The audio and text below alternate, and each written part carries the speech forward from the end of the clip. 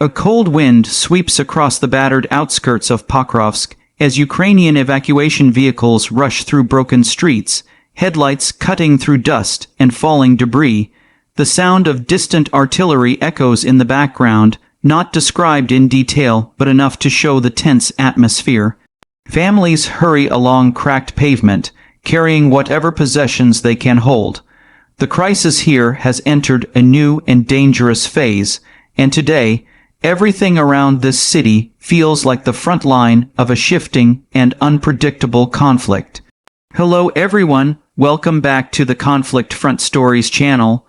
Please subscribe and like my videos because today's story dives deep into the rapidly evolving situation known as the Pokrovsk Crisis, a turning point that is revealing major shifts inside Russia's invasion of Ukraine. What is happening here is not only affecting the battlefield, but also reshaping strategy, morale, and the political landscape behind both armies. The story begins on the exterior, out in the open fields surrounding Pokrovsk, where a widening zone of tension has forced Ukrainian defenders to adapt quickly. Ukrainian military units move cautiously through abandoned farms, checking for signs of Russian troop movement. These open agricultural zones, which were once quiet and used for daily work, have now turned into contested stretches of land where both sides attempt to gain even the smallest advantage.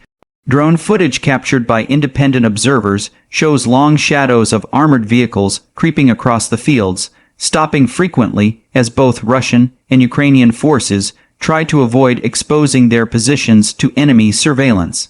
Even in this uncertainty, Ukrainian units have managed to establish coordinated lines, adjusting their tactics based on the sudden increase of pressure Russia has placed on this region. Inside residential neighborhoods, the interior atmosphere is tense but incredibly resilient. Families take shelter in basements turned into temporary safety points. People share battery-powered radios, listening closely for updates. Short messages are exchanged through community networks, telling others where humanitarian aid is being delivered or which roads have become unsafe. While the mood is serious, there remains a quiet determination among the residents. They know this crisis has pushed the city into a difficult moment, but their connection to their homes and to each other keeps them focused on enduring whatever comes next. The Pokrovsk Crisis is not just another chapter in this war. It may be a signal that the conflict is entering a new and unpredictable stage. Back outside, Ukrainian field commanders are observing unusual patterns in Russian troop movements. Intelligence indicates that Russia is not only increasing its pressure around Pokrovsk, but also shifting some units from other directions, suggesting that Moscow sees this area as a priority. Analysts believe this shift is tied to Russia's larger plan, testing Ukrainian defenses while trying to exploit any gaps caused by delays in international military assistance. The pressure is designed to stretch Ukrainian lines until they face difficult choices about where to reinforce and where to withdraw. Yet despite these pressures, Ukrainian forces have demonstrated agility in responding quickly to new threats, using mobile defensive tactics and rapid repositioning to avoid encirclement. Moving to the interior again, Ukrainian military coordination centers inside reinforced buildings are busier than ever. Officers track drone feeds, radio communications, and satellite updates on a bank of monitors. The interior atmosphere is professional but intense, as commanders attempt to predict Russian moves before they unfold. Short discussions happen between officers analyzing potential routes of Russian advance. They know that missteps here could allow the crisis around Pokrovsk to deepen even further. Every decision must be made quickly but carefully, balancing the immediate need to hold ground against the long-term goal of preserving forces for future operations. Meanwhile, on the exterior lines north of Pokrovsk, a new phase of fighting has emerged. Russian units appear to be using a coordinated push involving multiple axes of movement. Although not described in graphic detail, the pressure is clear from the shifting maps and the ongoing reports from soldiers in the field. Ukrainian defenders respond with counter-mobility tactics, creating obstacles, reinforcing defensive positions, and launching limited counteractions to prevent Russian units from gaining stable footholds. This push and pull across the outskirts has transformed the landscape into a place where control can shift within hours, sometimes even minutes. Inside the administrative areas of the city, local officials work around the clock to manage the humanitarian side of the crisis. Short meetings take place in dimly lit rooms powered by generators where city leaders review evacuation routes, medical supply levels, and shelter capacities. Volunteers organize distribution points for water, food, and essential items, making sure families with children, elderly residents, and people with medical needs receive attention first. These efforts demonstrate the community's determination to stay organized despite the growing uncertainty surrounding the city. Back on the exterior front, international observers and analysts are closely studying the Russian military's behavior.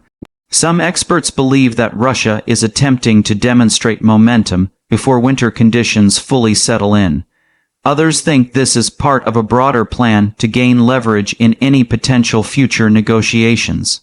What makes Pokrovsk particularly important is its position along key logistical corridors, making it a valuable target for Russia and a crucial defensive point for Ukraine. If either side gains firm control here, it could change the dynamics of the surrounding regions. Stepping into the interior side of Ukrainian military planning rooms again, there is concern but also optimism. Commanders acknowledge the pressure, but they also see opportunities created by Russia's aggressive push. When an enemy concentrates forces in one area, it can open vulnerabilities elsewhere. Ukrainian strategists quietly discuss how to use intelligence gathered from this crisis to prepare for potential counter-moves in other regions.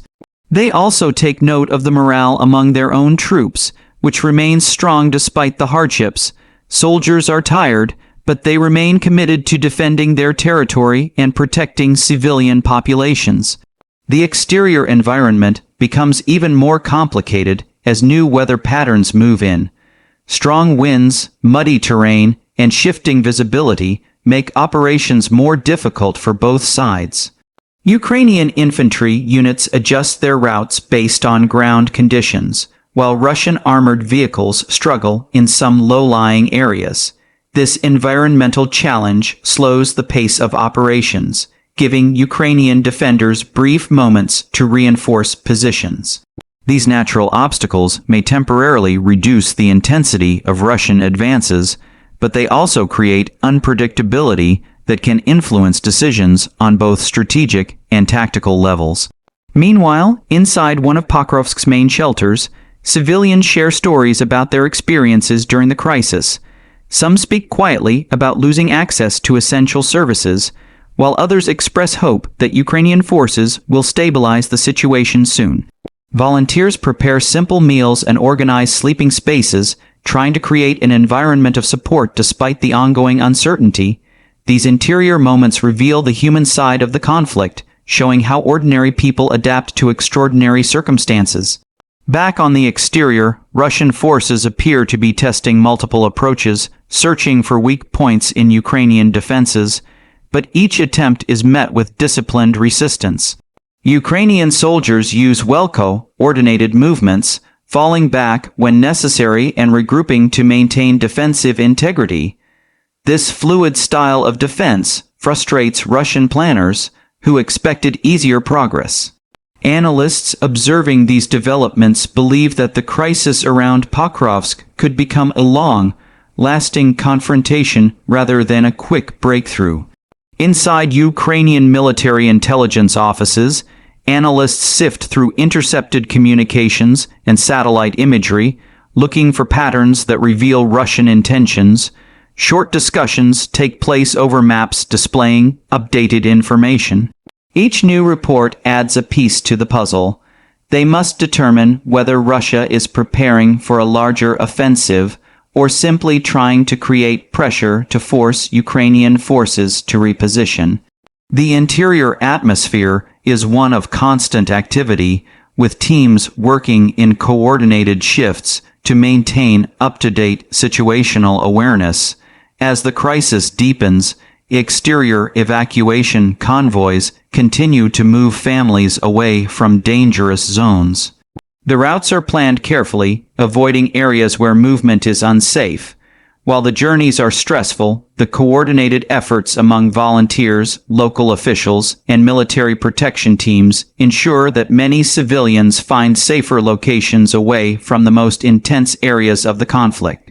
Inside temporary medical centers, staff members provide care to civilians affected by the crisis. These interior facilities, often set up in community buildings, operate with limited equipment but extraordinary dedication. Nurses check on patients, doctors review cases, and volunteers assist with basic needs. Their work underscores the importance of humanitarian support, even during times of intense military activity. Back outside, reports indicate that Russia is attempting to reinforce its units near Pokrovsk by shifting additional troops from other sectors. However, moving these forces leaves those sectors more vulnerable. Ukrainian commanders recognize this and begin adjusting their broader strategy. They carefully balance defending Pokrovsk with maintaining stability across other parts of the front line. Inside political offices in Kiev, officials monitor the situation closely. Short briefings are delivered to government leaders who must decide how to allocate limited resources. They also contact international allies, emphasizing the urgency of aid and support. These interior discussions play a major role in shaping Ukraine's national strategy as the crisis continues to unfold. Outside, the tension continues as the pressure on Pokrovsk grows. The region now stands at the center of a strategic battle, one that could influence future operations across the entire front line. Yet despite the challenges, Ukrainian forces maintain discipline, adapt to changing conditions, and hold their positions with determination. Inside the minds of analysts across Europe and beyond, the Pokrovsk crisis is being viewed as a sign that the war is entering a new phase. Russia's decision to concentrate pressure here suggests shifts in its goals, while Ukraine's response demonstrates resilience and strategic flexibility. The world watches closely, aware that this confrontation could shape the next chapter of the conflict. As night falls over Pokrovsk, the city prepares for another uncertain day. The lights inside shelters flicker as generators hum quietly. Families gather to discuss news updates, hoping for any sign of relief. Ukrainian units reposition along the outskirts, ready to respond to whatever comes next. The crisis is not over, and the shifts happening today may echo far beyond this region. In the end, the story of the Pokrovsk crisis is not simply about territory or military strategy. It is about resilience, adaptation, and the determination of people facing immense challenges. The shifts in Russia's invasion strategy around this area reflect broader changes in the conflict, and the way Ukraine responds will influence the future of this war. For now, the city stands at a critical moment, caught between danger and defiance, pressure and perseverance, uncertainty and hope.